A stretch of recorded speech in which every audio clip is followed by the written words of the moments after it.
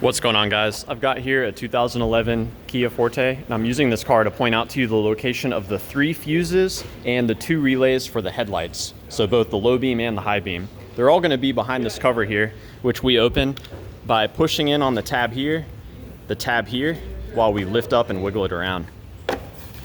So let's first talk about the relays. We've got a high beam relay right here, and this is the low beam relay.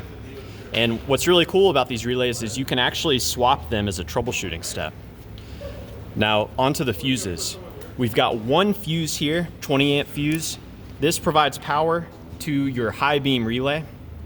So this fuse powers the high beams on both sides. Now for the low beams, we have 2 fuses. They're both 10 amp fuses.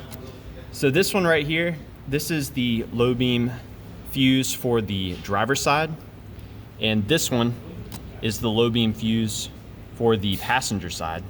And if you don't have pliers like I have here, you can use this fuse puller.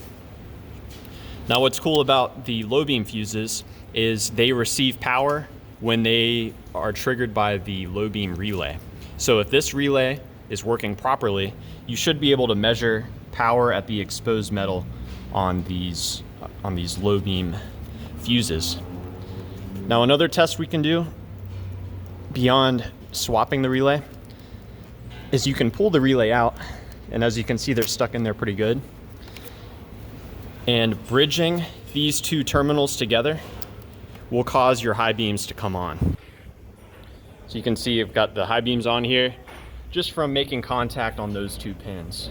So that's a good way just to test the bulbs themselves as well as the connection. So yeah, I hope this info is helpful for you and a good starting point in troubleshooting your headlights on your Kia Forte.